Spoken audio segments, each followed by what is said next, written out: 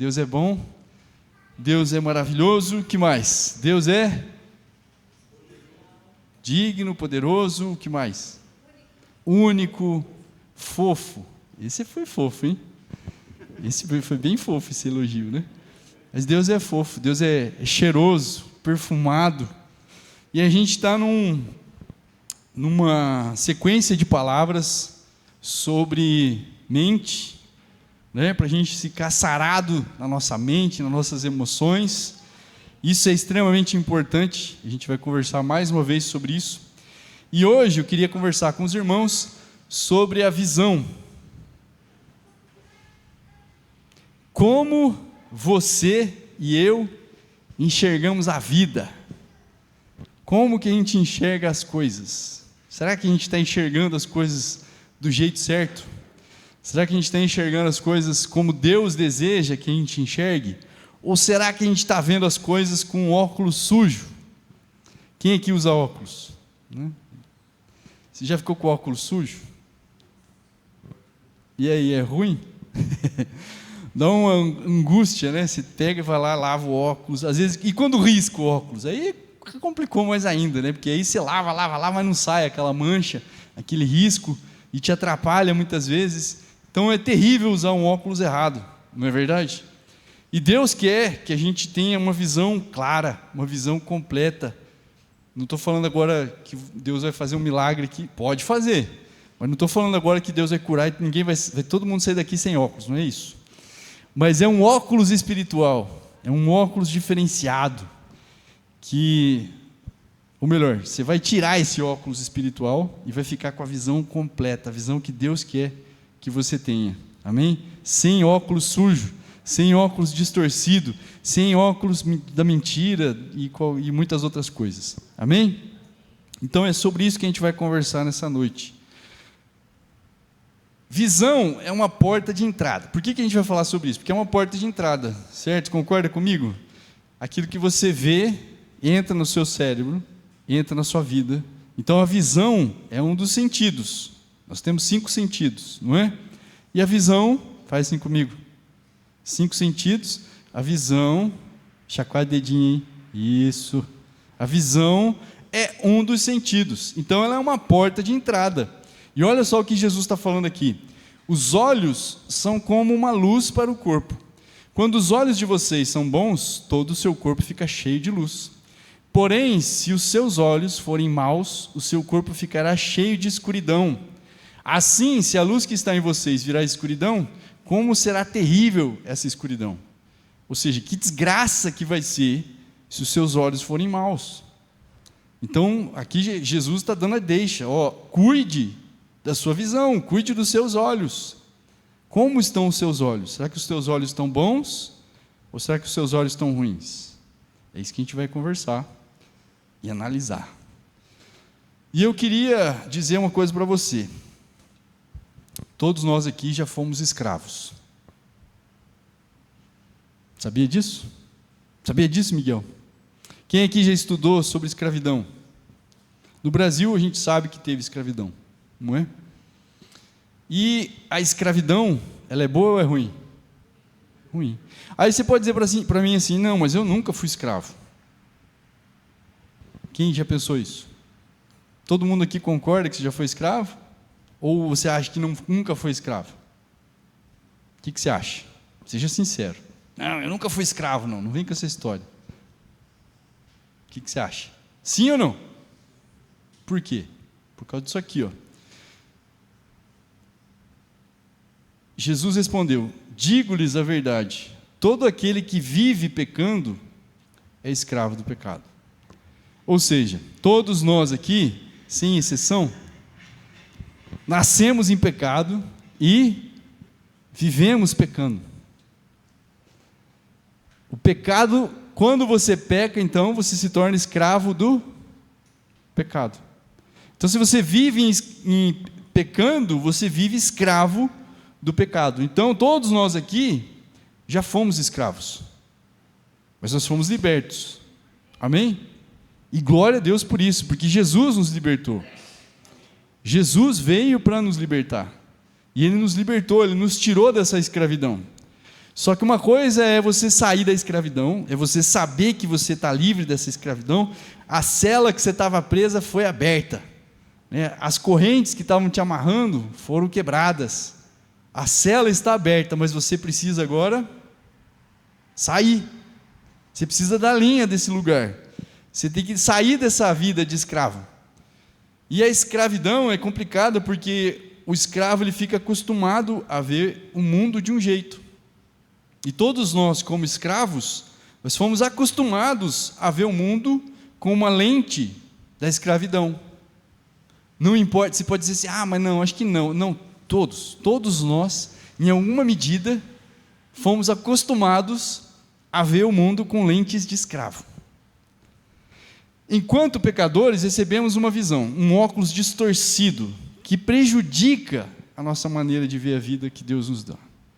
Então, esse óculos da escravidão, nessa nova vida, imagina que você estava preso numa cela, com as mãos e os pés amarrados, escravo do pecado. Jesus veio e rompeu com as amarras, te tirou, abriu a cela e falou, agora você tem que sair, filho. Só que você sai ainda com o óculos. E quando você chega para fora dessa cela, você ainda está vendo as coisas como se você estivesse na cela. Vai dar certo? Não. Olha só, eu quero fazer aqui um paralelo com o povo hebreu, para a gente entender um pouco melhor essa situação. Quem aqui não sabia que o povo hebreu, ele foi escravo no Egito durante 430 anos? Todo mundo sabia disso? Não? Pois é. Todos, agora você sabe, né? O povo hebreu foi escravo no Egito durante 430 anos. Não vamos entrar em detalhes aqui do tempo aí, mas 430 anos, tá bom? De escravidão. Porque, enfim. Durante esse tempo de escravidão, o que aconteceu? O que você acha? Como escravo, o povo não tinha identidade, senso de propósito e território. Um escravo, você concorda comigo que o escravo ele não importa quem ele é. O escravo talvez não tenha nem nome. O escravo número 1, ou talvez tenha nome para ficar mais fácil para o senhor chamar, né? O dono do escravo. Mas o escravo não importa a identidade dele, ele é escravo. Não interessa se ele de onde ele veio, qual é a família dele, qual é a ascendência, não importa, ele é escravo. Então o escravo ele não tem identidade. Ele não tem senso de propósito, em que sentido? Ele não sabe para que a vida dele existe. Na cabeça dele, a vida dele existe somente para servir aquele senhor dele. Ele não vê perspectiva de vida. Imagina uma criança que nasce escrava. Qual é a perspectiva de vida de uma criança dessa? Nenhuma. Não tem perspectiva. Você já viu tem um pastor e um missionário que eles juntam dinheiro, e eles vão lá e pagam, e eles compram pessoas que são escravizadas em fábricas de tijolos, se não me engano, no Paquistão. Aquelas crianças, muitas delas, elas nasceram ali como escravas. E os donos delas, eles não libertam elas, a menos que seja paga uma quantia em dinheiro pela vida delas. E elas não têm perspectiva nenhuma enquanto estão escravas. A vida delas só vai começar depois que elas forem libertas. E esse pastor e esse missionário, eles juntam dinheiro, a igreja do mundo inteiro dá ofertas para eles, e eles vão juntando dinheiro, eles chegam num montante, e chega lá e paga a dívida daquela pessoa diante do Senhor dela, e então resgata, liberta ela. Foi isso que Jesus fez conosco. Só que agora aquela pessoa precisa aprender a viver como livre.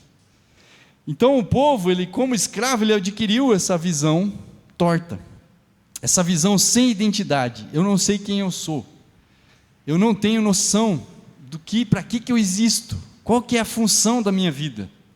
E todos nós, como escravos, nós vivemos muitas vezes, e vivíamos, sem ter noção para que eu existo.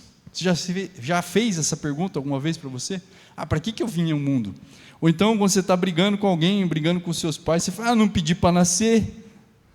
É aquela coisa bem, né, bem nada a ver. Mas por que isso? Porque você estava com óculos de escravo, você não tem noção de propósito, você não tem senso de propósito, para que você existe? E muito menos território, por quê? Porque o escravo não tem terra, concorda comigo? O escravo não tem propriedade nenhuma, tudo que ele tem não é dele, é do dono dele. O escravo é obrigado a aceitar as condições que lhe são impostas sem escolha, e como definitivas. Então ele não tem escolha, ele é obrigado a viver onde colocarem ele para viver, ele é obrigado a dormir onde colocarem ele para dormir, ele é obrigado a fazer o que mandarem ele fazer, não tem opção, ele não tem escolha. Ele não tem como dizer, não, eu não quero fazer isso. Ah, não, eu vou escolher fazer outra coisa, eu vou escolher, em vez de ser escravo, não tem, é escravo. Então, durante muitos anos, o povo, 430 anos, o povo ficou sem identidade, ficou sem senso de propósito, ficou sem território. Agora Deus, Ele vem e se revela para o povo. Ele se revela para Moisés e fala, Ele se revela como Deus dos antepassados de Moisés, oferecendo uma identidade, um senso de propósito e um território para o povo. Como que funciona isso? Êxodo 7,16, a palavra de Deus fala assim, o Senhor, o Deus dos hebreus, mandou-me dizer-lhe, deixe ir o meu povo para prestar-me culto no deserto, mas até agora você não me atendeu. Isso aqui é Moisés falando para o faraó, mas presta atenção, eles não tinham identidade, certo? Não tinham o senso de pertencer a alguém. Nós somos, você pode falar assim, eu sou brasileiro, eu tenho uma nação, eu tenho uma pátria, né? Eu tenho, como cidadão brasileiro, eu tenho direito e dever, não é verdade? Esse povo não tinha, mas aí quando Deus chega e fala, vocês são o meu povo, está dando uma noção do quê? De identidade, de possessão, agora vocês são de Deus. Que mais? Prestar-me culto. Para que nós vivemos, irmãos? Para que esse povo existia? Para servir a Deus, para prestar culto a Deus. Amém? E a gente também tem, então aqui a identidade é o meu povo, o senso de propósito é cultuar a Deus, e em Êxodo 3,8 fala o seguinte, por isso desci, para livrá-lo das mãos dos egípcios e tirá-los daqui para uma terra boa e vasta, onde manam leite e mel, a terra dos cananeus, dos hititas, dos amorreus, dos ferezeus, dos heveus e dos jebuseus, território, terra boa e vasta, que mana leite e mel. Ou seja, aquele povo escravo, agora recebe de Deus uma oferta de identidade, faz assim comigo, identidade, senso de propósito e território. Vocês são meu povo. Vocês vão sair daí para me adorar, para me cultuar. E vocês também vão ter uma terra, terra boa, que mana leite e mel. Então isso é o que Deus ofereceu para aquele povo. Amém? Vocês estão comigo aqui? Continuando. Aí começa o discipulado de Deus. Vocês lembram da história, né? Deus tira o povo do Egito com 10 pragas, não é? E nessas 10 pragas, Deus está julgando os ídolos, os deuses do Egito, os falsos deuses que o povo servia. E é interessante você notar também uma coisa. Deus fala para Moisés assim, Moisés, Abraão, Isaque e Jacó, eu me revelei para eles como Deus Todo-Poderoso. Mas para vocês agora, eu vou me revelar como Senhor. Não é interessante isso? Por quê? Porque um escravo, ele vai saber muito bem o que é ter um senhor. Antes de você ser escravo, você não consegue entender o que é ter um senhor, um dono. Mas a partir do momento que você viveu como escravo, você sabe que é ter um senhor. Então Deus vem e se revela para o povo como Senhor. É diferente, Ele não é mais o Deus Todo-Poderoso, mas Ele é Deus Todo-Poderoso que se revela também como Senhor, como dono, como Quírios, no Novo Testamento, né? A palavra grega. E aqui em Números 13, 27, acontece uma coisa. Deus guia, então, o povo pelo caminho para a terra prometida. Nesse guiar de Deus pela terra, pelo deserto, a primeira coisa que Deus faz com o povo, depois que eles saíram, que eles cruzaram o Mar Vermelho, é levar eles longe dos filisteus, para que eles não encontrassem a guerra. Só que aí eles ficam sem água, começam a murmurar. E aí Deus manda Moisés jogar um determinado galho de uma árvore na água que era amarga, e a água fica potável, e eles tomam aquela água e param de murmurar. Só que eles vão caminhando, e à medida que o tempo vai passando, eles vão murmurando, eles fazem o bezerro, eles cultuam o bezerro, Deus manda os mandamentos, Moisés destrói as tábuas da lei, um monte de coisa acontece, até que eles chegam na terra, diante da terra prometida. Estão perto da terra, eles vão entrar. E aí eles têm a brilhante ideia de conversar entre eles e sugerem, e fazem uma sugestão de ter espias. E Deus aceita essa sugestão. Porque Deus dá a ordem depois para Moisés: Moisés, separe para mim 12 homens, e esses 12 homens, quer um de cada tribo, um príncipe de cada tribo, e esses 12 homens vão então espiar a terra. Espiar é sondar. E aqui então a gente chega em Números 13, 27 e 29. Eles foram espiar a terra, esses 12 homens, e ficaram 40 dias espiando a terra. Então eles voltam e vão dar o relatório para Moisés. E eles falam isso, ó. E deram o seguinte relatório a Moisés: entramos na terra a qual você nos enviou, onde manam leite e mel. Aqui estão alguns frutos dela. Mas o povo que lá vive é poderoso, e as cidades são fortificadas e muito grandes. Também vimos descendentes de Enaque. Amalequitas vivem no Neguebe, os hititas e os jebuseus, os amorreus vivem na região montanhosa, e os cananeus vivem perto do mar, junto ao Jordão. Então eles foram lá, viram a terra é boa, realmente a terra é boa, mas só que tem um problema: existem gigantes. E o povo lá é poderoso, as cidades são fortificadas, acho que deu ruim. E eles ainda continuam. Os homens, ou seja, aí Caleb, quando o Caleb ouve esse rumor, esses caras falando que não, o povo que está lá é muito gigante, a gente não vai dar conta, o Caleb fala: fiquem quietos, nós vamos entrar nessa terra porque Deus nos deu. Mas aí isso aqui acontece, ó. Os homens que tinham ido com ele disseram: não podemos atacar aquele povo, é mais forte do que nós. E espalharam entre os israelitas um relatório negativo acerca daquela terra. Disseram: a terra para a qual fomos em missão de reconhecimento devora os que nela vivem. Todos os que vimos são de grande estatura. Vimos também os gigantes, os descendentes de Enaque, diante de quem parecíamos gafanhotos a nós e a eles. Veja que interessante, o povo saiu do Egito com mão poderosa de Deus. Deus destruiu os egípcios, os cavalos, os seus cavaleiros na frente deles. Deus puniu os idólatras, Deus fez um monte de coisa no meio deles, e ainda assim eles não estavam confiantes, eles estavam com óculos distorcidos, ao ponto de eles acharem que eles eram gafanhotos. Veja, não fala ali que eles falaram para nós que nós éramos gafanhotos, mas eles falam que nós parecíamos, aos nossos próprios olhos, como gafanhotos, e também aos olhos deles. Isso é ter uma visão de escravo, isso é ter uma visão distorcida, isso é ter uma visão que impede você de herdar aquilo que Deus tem para nós. Mas nós não somos assim, amém? Você e eu não podemos deixar que esse óculos de viés distorcido atrapalhe a gente de herdar a terra prometida. Porque o que aconteceu aqui? Números 14, 1. Eles ainda continuaram, olha só. Naquela noite, toda a comunidade começou a chorar em alta voz.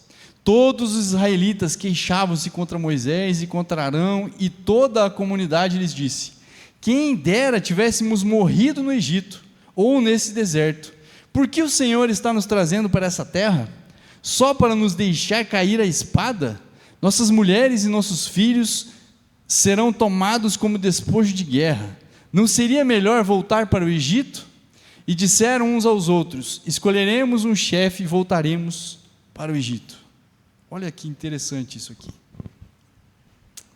O povo ficou chorando, em alta voz: coitadinho de nós, coitadinho de mim, não vai dar certo esse negócio, tem gigante lá, a gente não vai dar conta, os nossos filhos vão ser despojo de guerra, vão tomar as nossas mulheres e os nossos filhos, e vão fazer sabe-se lá o quê. Olha que mente catastrofista. Lembra que na segunda-feira o João falou sobre isso também? Sobre esses caminhos que ficam gravados no nosso cérebro, que a gente fica acostumado a pensar. Isso é ter um óculos distorcido. É um padrão de pensamento associado àquilo que você vê, que precisa ser lançado fora, precisa ser rejeitado.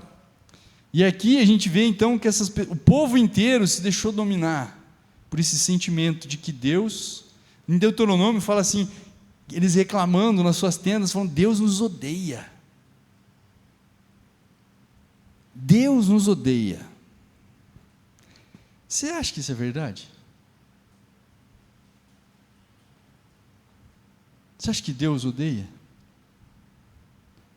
Você acha que Deus odiava o povo? Faz sentido? Agora, você já pensou alguma vez na sua vida: acho que Deus não gosta de mim, porque eu estou passando por isso, acho que Deus está bravo comigo? Já pensou isso? Mas hoje a gente não viu que nada pode nos separar do amor de Deus que está em Cristo Jesus? Nada pode nos separar, nem a nossa mente. Por isso que a gente tem que tomar cuidado com a nossa mente, com os nossos olhos, com a nossa visão, com o óculos que a gente está vendo o mundo. Como a gente está vendo a vida? Será que a gente não está vendo a vida como escravo? Eu acho que Deus não gosta tanto de mim assim. Eu acho que isso que está acontecendo na minha vida está muito difícil. Esse negócio de participar das reuniões, de virar crente, não é para mim não. Está muito difícil. Né? Esse negócio de perdoar não é para mim. Andar a segunda milha não é para mim. Esse negócio de servir não é para mim. Será que a gente está fazendo isso? Será que a gente está colocando os nossos olhos no lugar errado? Porque veja bem, você acha que o foco de Deus era a terra? Mas se vê, quando você vai vendo o relato, eles falam muito da terra. Eles focam muito na terra, porque a terra é uma terra que emana leite e mel e tudo mais. Mas quem que importa, gente? O que realmente importa? Será que é a terra? Ou será que é o senso de pertencimento? Eu pertenço a Deus, eu sou de Deus, Deus é meu. Nossa, cara, você não tinha Deus, eu não tinha Deus, mas hoje nós temos Deus. Nós estávamos desgarrados, mas hoje nós temos um Deus para chamar de nosso Pai. Nós pertencemos a Ele, e Ele é nosso. Olha, isso é que faz diferença, não é a terra prometida, não é o território em si, não é para olhar para aquele povo lá que é gigante, para cidades fortificadas, não é isso que importa, mas é quem está com a gente, é de quem eu sou, amém? Não importa se vai ser difícil a sua vida, irmão, e a nossa vida aqui vai ser difícil, sabe por quê? Que Jesus falou: no mundo vocês vão ter aflições. E aí ele fala assim: não, mas tenham bom ânimo. Por quê? Porque vocês vão vencer? Não, ele falou assim: tenham bom ânimo porque eu venci. Ou seja, até o nosso ânimo não deve estar na gente, não deve estar no fato de que nós vamos vencer, mas deve estar no fato de que Jesus venceu. Jesus venceu e isso basta. Amém? É Ele que faz, é Ele que venceu. A terra prometida está lá.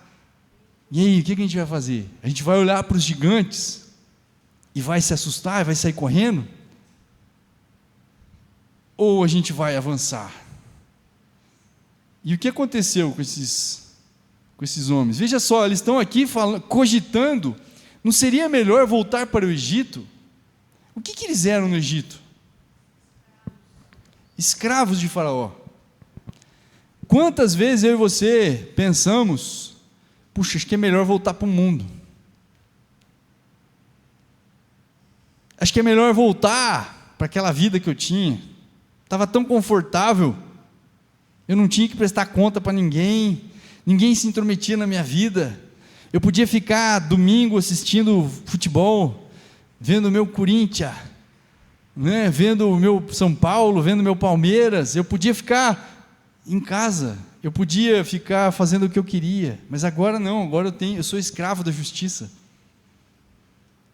agora eu tenho que prestar conta da minha vida, agora eu não pertenço mais a mim mesmo. E aí você começa a olhar para essas coisas e isso começa a trazer tristeza para o teu coração. Por quê? Porque você está focado no lugar errado. Você não está focado no Senhor. Porque agora você pertence para Ele. E tudo que acontece na nossa vida é para a glória dEle. Porque Ele trouxe as pessoas para perto de si, dando um senso dando identidade, dando senso de propósito e dando um território. Ele está fazendo a mesma coisa com a gente. Nós temos uma identidade. Qual que é a sua identidade? Qual que é a sua identidade? Filho. Essa é a melhor identidade, o melhor título que você pode querer. Não é ser obreiro, missionário, pastor, apóstolo, não é nada disso, é ser filho. Esse é o título, é o maior título, é a melhor identidade que nós podemos querer. E nós temos essa identidade. Olha só isso, parecíamos gafanhotos a eles. Voltemos para o Egito. Visão de escravo me faz esquecer a minha identidade, que sou povo de Deus, o meu propósito, que é o louvor da glória de Deus, e a minha pátria.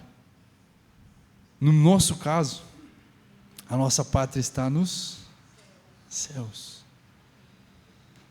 Então, quando eu deixo a visão de escravo tomar conta de mim, eu fico reclamando de tudo, porque eu não entendo que tudo que acontece na minha vida é para a glória de Deus, e é para me deixar cada vez mais parecido com meu Pai. Então todas as coisas, por isso que a Bíblia fala que todas as coisas cooperam juntamente para o bem daqueles que amam a Deus, daqueles que são chamados segundo o seu propósito. Por quê? Porque tudo que acontece na nossa vida é para que Cristo apareça em nós. É para que Cristo seja exaltado, porque nós fomos chamados como filhos, e temos uma identidade então, e temos também um senso de propósito, e temos uma pátria, amém? Então a gente não pode deixar essa visão distorcida nos cegar. Por quê? Olha só isso, a visão correta qual que é?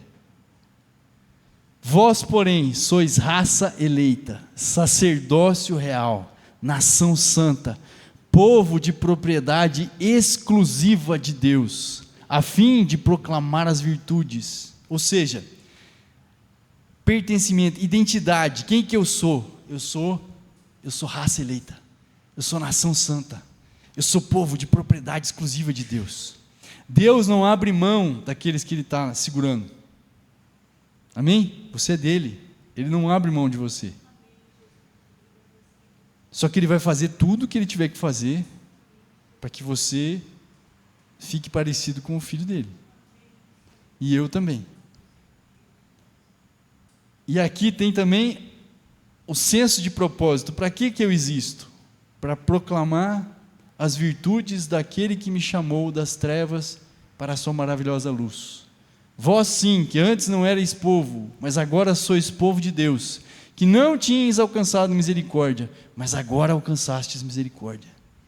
Antes nós não tínhamos Deus, nós não tínhamos identidade, não tínhamos senso de propósito, não tínhamos pátria, não tínhamos território, nada, mas agora nós temos. Agora nós temos uma identidade, nós somos dele. Além de ser dele, nós fomos chamados para um propósito. Você tem um senso de propósito. Se antes a tua vida não fazia sentido, agora ela tem que fazer sentido. Às vezes a gente passa a vida inteira procurando dar sentido para a nossa vida. Fazer coisas para... A gente atira para todo lado para tentar fazer alguma coisa que a gente se sinta bem. Mas eu vou te dizer que a coisa que você tem que pensar em fazer é revelar as virtudes de Deus. E foi para isso que você foi chamado e eu fui chamado. O resto não importa. Não importa. Não importa o que você vai fazer. O resto é o resto. Por isso que Paulo ele fala que ele considerava todas as coisas, tudo que ele tinha, ele foi ensinado aos pés de Gamaliel, ele era fariseu, ele era zeloso pela lei, ele era mais sabido do que todos aqueles amigos dele que estudaram a lei com ele, mas ele considerou todas essas coisas como esterco, pelo pleno conhecimento de Cristo Jesus, o nosso Senhor. Então por que nós queremos ainda achar que a nossa vida aqui é que importa? O que importa aqui não é o que a gente faz, mas é para quem a gente faz. E o que nós fomos chamados para fazer. Em todas as coisas, nós somos chamados para dar louvor para a glória de Deus. Então Deus tem que ser louvado com todas as minhas atitudes. A gente cantou aqui, né? Santo é o Senhor. A gente também falou, então eu louvarei, então eu me renderei, então eu adorarei, não é? O que é adorar a Deus, irmão? Será que é a gente ficar aqui no domingo repetindo isso, com a mão levantada, com os olhos fechados, de joelho dobrado no chão, ou de pé, com a mão estendida? O que é adorar a Deus? É repetir a música várias vezes? É sentir um arrepio? É orar em línguas? O que é adorar a Deus?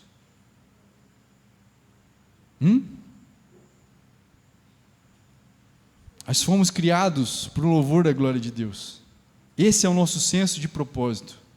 A adoração a Deus é um estilo de vida, não é isso? Então, um estilo de vida, não é verdade? Então você está me falando que quando você se rendeu a Cristo, você recebeu um novo estilo de vida, não é isso? Então agora a sua vida deve ser diferente, e deve ser uma vida de adoração. A sua vida agora não é mais sua, mas é de Deus. Então tudo que você fizer agora é para Deus, é para o louvor da glória de Deus. Porque se você não estiver fazendo as coisas para Deus, se você estiver fazendo as coisas para você, você vai ficar com vontade de voltar para o Egito. Você vai ficar com vontade de voltar a fazer aquelas velhas coisas, aquelas coisas que Jesus tirou você de lá. Você vai voltar a ficar magoado, você vai voltar a ficar chateado, você vai voltar a ficar como você era acostumado a fazer antes. Mas não é isso que Deus tem para nós. Não é isso que Deus tem para você e para mim. Deus quer que nós sejamos transformados de glória em glória na imagem do seu Filho, como que pelo Espírito. O Espírito Santo vai nos transformando de dentro para fora à medida que nós oferecemos o nosso corpo como um sacrifício vivo, santo e agradável a Deus.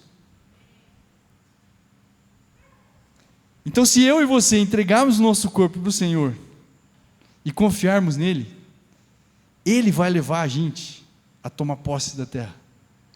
Mas mais do que isso, Ele vai ficar com a gente. Paulo fala que tudo aquilo que a gente deve pensar naquilo que é verdadeiro, naquilo que é puro, naquilo que existe algum louvor e tal, mas ele termina o versículo 9, Filipenses 4,9, ele fala assim, não termina, né? Mas o versículo 9, ele fala que tudo aquilo que vocês aprenderam de mim, tudo aquilo que vocês ouviram de mim, tudo aquilo que vocês me viram fazer, seja isso, façam isso, imitem isso, porque então o Deus da paz estará com vocês. Ou seja, se a gente tiver uma vida de adoração a Deus, Deus vai estar com a gente. Agora a gente quer que Deus esteja com a gente nos nossos projetos. É quase como se a gente quisesse: Deus, a gente quer voltar para o Egito, mas a gente quer que o Senhor guie a gente no Egito. A gente quer que o Senhor guie a gente até o Egito de volta. Irmãos, quando a gente fala assim: eu vou fazer só se eu não tenho dinheiro para fazer isso que Deus está mandando eu fazer.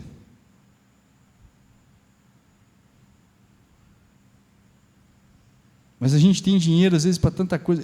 Eu não tenho dinheiro para ajudar os missionários, mas a gente tem dinheiro para tanta coisa, irmão.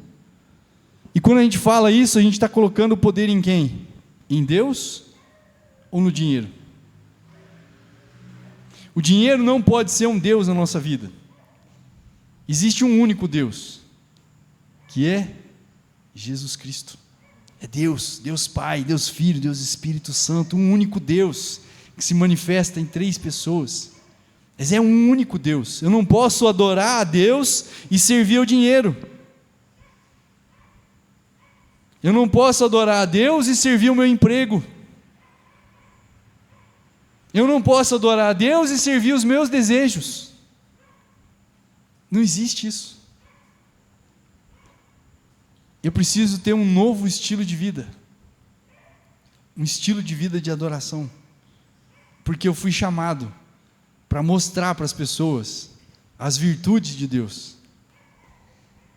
E aí a gente reclama se está difícil.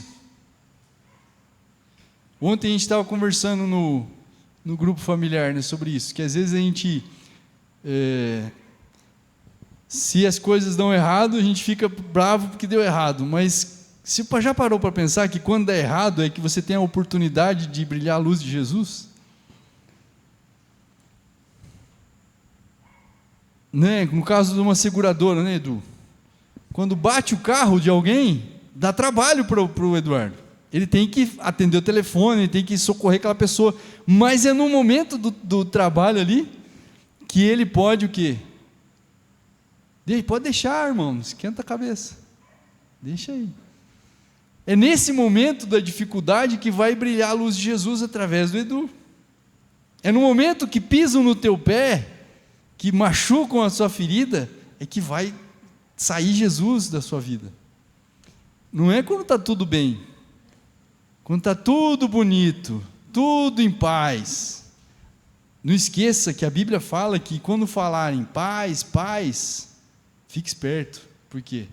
Porque o anticristo está chegando. A tribulação vai começar. Então esse negócio de paz, quem oferece a paz muitas vezes é o diabo. Porque o príncipe da paz, ele traz paz mesmo em meio à confusão. Mesmo quando você está todo arrebentado, machucado, no meio de uma dificuldade, o príncipe da paz está com você.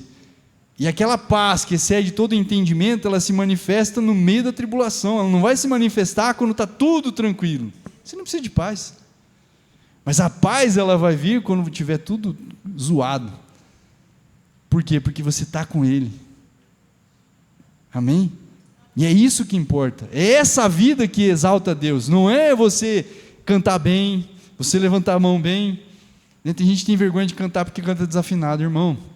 Se Deus estivesse preocupado com a sua afinação e com a minha, ninguém cantava, né? Porque imagina o ser mais digno que existe receber uma adoração da gente. Vamos combinar. O que importa para Deus? É o nosso coração.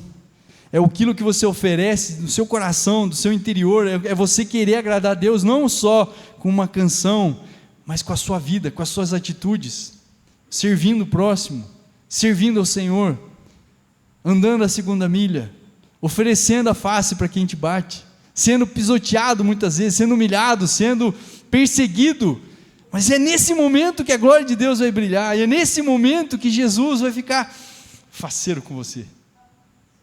Jesus vai virar para você e vai fazer um joinha, e vai falar: é isso aí, meu filho. É nessa hora. Não é quando está tudo bem. No Egito tinha comida, tinha cebola. No Egito tinha uma certa tranquilidade, uma previsibilidade. Oi, essa palavra é boa, né? Previsibilidade. Você e eu somos acostumados à previsibilidade. Quando alguma coisa sai do controle, sai da sua previsibilidade, o que acontece com você? você perde o controle, e agora?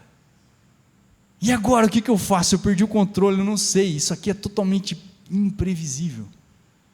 Mas com Deus, eu posso enfrentar qualquer imprevisibilidade. Amém? Porque Deus é Senhor sobre todas as coisas. Seria difícil conquistar os gigantes, conquistar a terra, derrubar os gigantes, com certeza, mas com Deus ia ser mais fácil. E é interessante que o que acontece? Quando o povo recebe aquela palavra lá, o povo volta para o Egito. Não, Deus pune eles. Deus fala para eles o quê? Tá bom, então vocês estão reclamando? Veja que eles começam a reclamar da promessa de Deus. Qual que é a promessa de Deus para mim e para você? Nós temos várias promessas, né?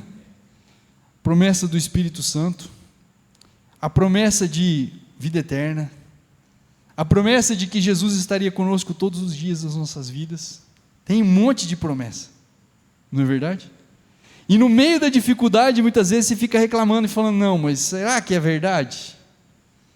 Será que realmente isso vai acontecer? Será que Deus é bom?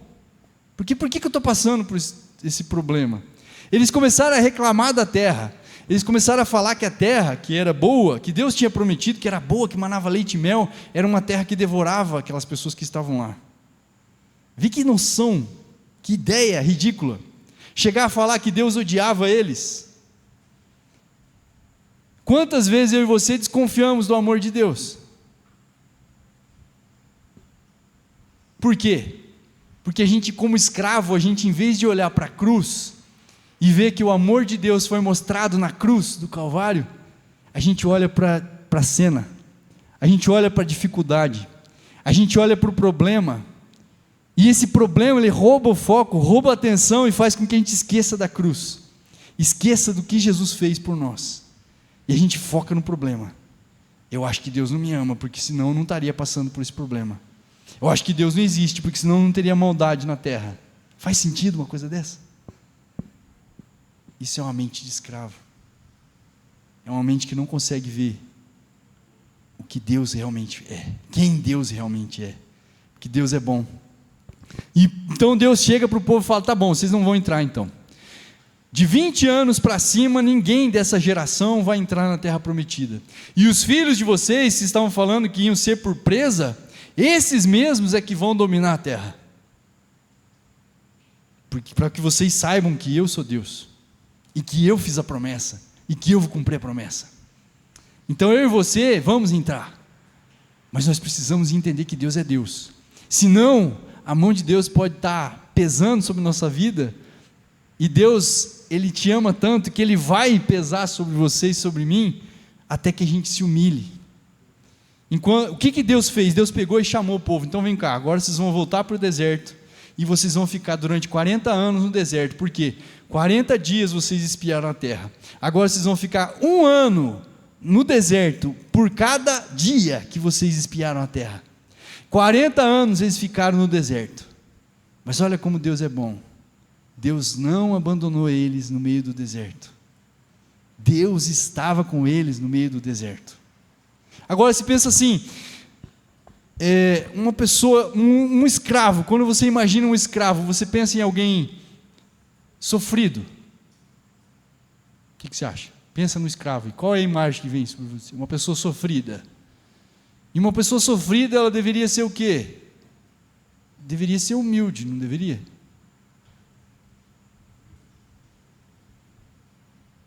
Uma pessoa que sofreu pra caramba na vida, ela não deveria ser humilde? Pensa. Cara, eles foram escravos, o sofrimento deles chamou a atenção de Deus. Deus falou, eu vi o sofrimento do meu povo, eu vi as cargas que eles estavam carregando, e eu desci para vir aqui e salvar o meu povo. Ou seja, Deus viu que eles estavam sofrendo, eles eram um povo sofrido, mas nem por isso eles eram humildes. Isso está escrito na Bíblia, porque a palavra de Deus fala em Deuteronômio capítulo 8, que Deus levou o povo para o deserto para o quê? Para humilhar eles. Então, o fato de nós sermos escravos, muitas vezes, não faz da gente humilde. A escravidão ao pecado não nos tornou humildes. É agora que a gente aprende a ser humilde. É quando a gente se oferece para Deus, é que a gente aprende a ser humilde. Porque na obediência que a gente se humilha. Porque você ser o dono do seu nariz é fácil. Agora, quando você tem que obedecer às ordens do seu Senhor, você está quebrando a sua cerviz. Você está se abaixando. Você está se humilhando para alguém que é mais poderoso do que você. Então, a gente deve se humilhar diante do Senhor. Só que isso é fácil, você pensar assim, não, mas eu me humilho diante de Deus. Ó, facinho, né? Eu me ajoelho diante de Deus toda vez que eu oro. Mas e os irmãos? Será que a gente se humilha diante dos irmãos? Será que a gente aceita que outro fale na minha vida? Será que eu deixo que alguém chegue para mim e fale, você está errado nisso? Isso que você está fazendo não está representando Jesus. Será que eu deixo? Ou será que eu ainda estou resistente? Que a gente não seja resistente, mas que a gente se humilhe diante de Deus, porque o povo de Deus, nós vamos julgar os anjos. Será que a gente não vai julgar um ou outro? Não, a gente não vai julgar as pessoas, mas a gente vai julgar as atitudes. Deus nos deu autoridade para julgar as atitudes uns dos outros e nos corrigirmos. Eu posso corrigir e ser corrigido. Amém? Você topa? Isso é um estilo de vida de adoração. É você se deixar corrigir e ser corrigido. E quando você for corrigir, qual é o padrão? Jesus. Não é o que você pensa, não é o que você acha, não é o que eu penso, não é o que eu acho, mas é o que está escrito na palavra de Deus. Amém? E se a gente fizer isso, se a gente for se corrigindo, se humilhando, Deus vai se agradando e se manifestando, porque Deus resiste ao soberbo, mas Deus dá graça ao humilde. Sabe o que quer dizer isso? Deus dá graça? Deus dá graça é porque a graça de Deus é o que a gente mais precisa para fortificar o nosso coração, para suportar as pressões do mundo, para ser transformado, para ficar mais parecido com Jesus, para andar a segunda milha, para perdoar aqueles que nos ofendem, para amar os nossos inimigos. É graça que eu preciso. Então, se eu fico orgulhoso, se eu não me humilho diante de Deus, diante das circunstâncias, diante da situação, diante dos gigantes, e eu reconheço que sem Deus eu não vou avançar. E se eu me humilho e falo, Deus, eu preciso de você, eu preciso do Senhor, porque sem o Senhor eu não vou conseguir. Quando eu me humilho diante de Deus, Deus dá graça. Agora, se eu me encho de soberba, Deus resiste. E o próprio Deus luta contra nós. O povo tentou voltar. O povo, quando ouviu o que Moisés falou, 40 anos, que isso é louco, não compensa, né? Eu vou para lá, eu vou invadir agora, porque agora eu sei que Deus é a vontade de Deus, então eu vou entrar nessa terra. E aí Deus falou, não vão, porque nem a minha presença vai com vocês, nem Moisés vai sair daqui, ninguém, a arca da aliança vai ficar aqui, ninguém vai com vocês, vocês querem ir? Vocês vão por conta de vocês. O que eles fizeram? Foram. Quando eles tentaram ir sem Deus, se lascaram, e foram derrotados, e saíram humilhados, e aí voltaram para o deserto. E aqueles homens, os 10, porque somente 2 quiseram entrar, somente 2 confiaram na vontade de Deus, Josué e Calebe. Os outros 10, sabe o que aconteceu com eles? Morreram e não entraram, nem ficaram andando com Deus no deserto, para ser discipulado, mas morreram naquele momento ali. Mas os outros que foram para o deserto, ficaram ainda com Deus, sendo discipulados, ainda tiveram a chance de ser discipulado até morrer, e a geração seguinte é que entrou na terra. Mas eu e você devemos fazer diferente. Por quê? Porque nós somos raça eleita, sacerdócio real, nação santa, povo de propriedade exclusiva de Deus. Tudo que acontece na minha e na tua vida, ninguém vai interferir, só Deus. Se você se humilhar, se render, se colocar nas mãos de Deus, ninguém mais interfere na tua vida, irmão. Para de culpar o diabo. O diabo não tem poder sobre você se você não der brecha, se você não der lado para ele. Se você ficar guardando mágoa no seu coração, o diabo pode pôr o dedo na sua ferida. Mas se você não ficar, se você se humilhar diante de Deus, o diabo não toca. O diabo não pode te tocar, porque você é propriedade exclusiva de Deus. Tudo que acontece na minha e na tua vida está nas mãos de Deus. Deus é quem sabe. E nós fomos chamados para proclamar as virtudes de Deus nos momentos mais difíceis, nas noites mais escuras, é quando vai brilhar a luz de Deus através da minha e da tua vida. E nós temos uma pátria, só que essa pátria não é uma pátria terrena, mas é uma pátria que está nos céus. E é de lá dessa pátria que nós aguardamos ansiosamente a volta do Salvador, o Senhor Jesus Cristo. E o que Ele vai fazer? Ele vai nos transformar, vai transformar o nosso corpo de humilhação, esse corpo que ainda está sujeito à opressão do pecado, mas que não é mais escravo do pecado, mas esse corpo de humilhação, ele vai ser transformado, vamos receber um corpo de glória, segundo a eficácia do poder que Ele tem, de até subordinar a si todas as coisas. Deus é o Senhor verdadeiro, Ele vai subjugar todas as coisas. E Ele vai transformar o nosso corpo, esse corpo de humilhação, num corpo glorificado. Então por isso, meu irmão e minha irmã, não tem por que a gente ficar com medo. Os gigantes estão aí fora, mas a terra é nossa. Amém? Os seus vizinhos estão nesse momento escravizados, cegos. E você e eu temos achado que são gigantes. Temos achado difícil. Nós estamos vivendo num momento difícil, estamos vivendo num momento de muita dificuldade do Evangelho, mas o Senhor é conosco. Esses gigantes não são nada, nós vamos devorar eles como se fossem pão, porque o Senhor é conosco.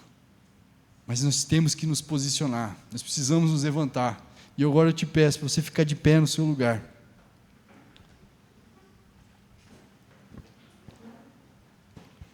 Coloque a sua vida diante do Senhor. Depois que você lê essa história, medita sobre isso, pede para o Espírito Santo falar com você. Porque, irmãos, nós não podemos usar um óculos de escravo. Nós não podemos aceitar pensamentos que são contrários à vontade de Deus para as nossas vidas. Mas nós devemos nos arrepender, nos humilhar se você se humilha, se submete a Deus, o diabo vai fugir de nós. Por quê? Porque ele vai ver o tamanho do nosso Pai. Amém? Mas você sozinho não pode. Então não tente fazer na força do teu braço, mas se entregue a Jesus. Coloca a sua vida diante do Senhor. Pede para o Senhor sondar o teu coração agora, a sua mente. Fala com Ele. Você sabe melhor do que ninguém o que tem passado pelo seu coração, pela sua mente, o que passou, quais são as dificuldades que você está enfrentando, quais são os medos, as lutas, quais são os gigantes que têm se levantado. Mas eu te digo que é pecado você não enfrentar esses gigantes. Você tem a autoridade do Senhor para enfrentar esses gigantes, você tem o Senhor na tua vida. Olhe para o lugar certo, não olhe para o inimigo. Não olhe para aquilo que está te oprimindo, não olhe para as dificuldades, não olhe para os problemas, mas olhe para o seu Senhor. Fite os olhos em Jesus e deixa Ele te guiar, deixa Ele te conduzir a toda a verdade, deixa Ele transformar o teu coração, deixa Ele transformar a tua visão, deixa Ele abrir os teus olhos para a promessa, porque Ele é fiel e Ele vai cumprir a promessa. Não deixe que esses óculos do mundo, da escravidão, impeçam você de crer na promessa, de tomar posse da promessa e de olhar para Jesus. Amém. Senhor, sonda o nosso coração, Paizinho. Vê se há em nós algum caminho mau, Pai. Vê se há em nós algum pensamento, Senhor Deus, contrário à Tua vontade, contrário à Tua palavra, Pai. Nós não queremos, Senhor Deus, desagradar o Senhor e voltar para o Egito, não queremos, Senhor Deus, voltar para a escravidão do pecado, não queremos servir a outros deuses, Pai, mas nós queremos servir única e exclusivamente ao Senhor. Nós queremos Te adorar, Senhor Deus, queremos viver uma vida de adoração, um estilo de vida que honre o Senhor, Um estilo de vida que caminha a segunda milha, que dá a outra face, que ama os seus inimigos, que ora por aqueles que perseguem. Senhor, em nome de Jesus, Pai, usa as nossas vidas, Senhor Deus, para revelar as virtudes do Senhor, porque nós somos Tua propriedade, nós fomos comprados por um alto e grande preço, um preço de sangue na cruz, e o Senhor nos designou para que a gente vá e dê fruto, e o nosso fruto permaneça. O Senhor é conosco, Pai, nós cremos nisso, Deus. Nós não vamos nos intimidar pela vergonha, pelo medo de falar, pela vergonha dos outros, mas nós vamos declarar a Tua palavra, nós vamos declarar as virtudes do Senhor, não só com as nossas bocas, mas pelas nossas atitudes diante daqueles que estão ao nosso redor, Pai. Em nome de Jesus, usa as nossas vidas, Pai. Nós queremos nos posicionar como povo exclusivo de Deus. Nós não queremos aceitar as mentiras de Satanás, as mentiras do nosso coração corrompido, mas nós queremos oferecer o nosso corpo como um sacrifício vivo, santo e agradável a Deus, para que nós possamos experimentar qual seja a boa, perfeita e agradável vontade do Senhor. Enquanto nós vamos, o Senhor estende a sua mão e opera milagres, opera maravilhas, porque nós cremos em Ti, Deus, e nós estamos indo em obediência ao Senhor, porque o Senhor nos mandou ir, Pai. O Senhor não mandou a gente ficar parado. Nós não somos daqueles que retrocedem, mas nós somos daqueles que avançam no nome de Jesus, crendo que o Senhor é por nós e que ninguém pode nada contra nós, porque nós somos Teus, Pai. Em nome de Jesus, eu quero que você coloque diante do Senhor agora a vida dos seus familiares que ainda não se converteram, a vida do filho, amigo, primo, parente, seja lá vizinho, alguém que você queira ganhar para o Senhor, que você tem orado por essa pessoa, você tem crido, você quer que essa pessoa conheça o Senhor, mas você não tem tido coragem para testemunhar, você talvez não tenha tido um bom testemunho diante dessa pessoa. Eu quero que você se coloque agora em oração por essa vida, e que a partir de hoje, você mude a sua postura com essa pessoa, revelando as virtudes do Senhor para ela, mostrando quem é o Senhor que você serve, para que essa pessoa tenha os olhos abertos. Pai, nós colocamos essas vidas diante de Ti, Senhor, e nós cremos, Deus, que agindo o Senhor ninguém pode impedir, Pai, e que é pela Tua bondade que o Senhor nos conduz ao arrependimento, Senhor. Por favor, Senhor, conduza ao arrependimento, Senhor Deus, dessas pessoas que são nossos irmãos e ainda não sabem, que foram comprados por um alto preço de sangue na cruz e ainda não sabem, Deus. Senhor, que os olhos deles possam ser abertos, que o coração deles possa ser rasgado, Pai, e eles possam entender com o espírito deles, com a alma deles, com o coração deles, que Jesus Cristo morreu por eles, e que eles sejam salvos, Deus. Em nome de Jesus, usa as nossas vidas, Pai, para proclamar as Tuas virtudes e para levar essas pessoas a Te conhecerem. É o que nós Te pedimos, Deus, em nome de Jesus. Amém. Amém? Você crê nisso? Crê mesmo? Então dá um sorrisão. Você está com cara de preocupado? Você está preocupado, irmão? Você tem um Deus que pode todas as coisas. Você tem um Deus que pode fazer infinitamente mais do que tudo que você possa pedir ou pensar, segundo o poder dele que opera em você e em mim. Não há o que temer. Amém? A morte não é nada para Deus. Veja, eles estavam com medo da morte, e por isso eles queriam se tornar escravos. Nós somos livres. Nem o medo da morte pode nos parar. Amém? O testemunho, o testemunho de Jesus é poderoso, e mesmo em face da morte, nós não vamos retroceder. Amém?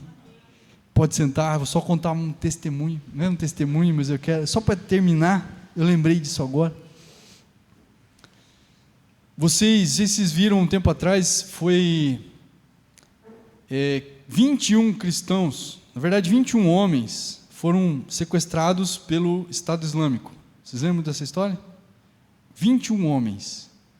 Desses 21 homens, 20 eram cristãos coptas, e um deles não era. Esse ele era africano, ele não era egípcio. Esses outros homens eram egípcios e eram cristãos, e eles foram sequestrados, todos eles foram sequestrados pelo Estado Islâmico, e eles começaram a ser judiados constantemente e ameaçados de morte. Eles tinham que negar a fé em Jesus, mas esses homens não negaram, e continuaram, e perseveraram, até que chegou o dia em que eles foram levados para uma praia, todos eles vestidos de roupa laranja. Você pode até procurar, porque isso tem na internet. Foi divulgado esse vídeo pelo Estado Islâmico. Eles levaram esses 21 homens para a praia. Chegaram lá, e aí, vocês vão negar Jesus? Não. E aí esse homem, que não era cristão, perguntaram para ele, e você, não vai negar Jesus? E ele falou o seguinte, o Deus deles é o meu Deus. O que fez esse homem mudar de atitude? Foi o testemunho dos outros 20. Eram 20 cristãos e um descrente. Morreram 21 cristãos para a glória de Jesus. O seu testemunho é importante para alguém. Pense nisso. Amém? Glória a Deus. Que nós sejamos fiéis até a morte, mesmo em face da morte. Não neguemos o nome de Jesus. Amém?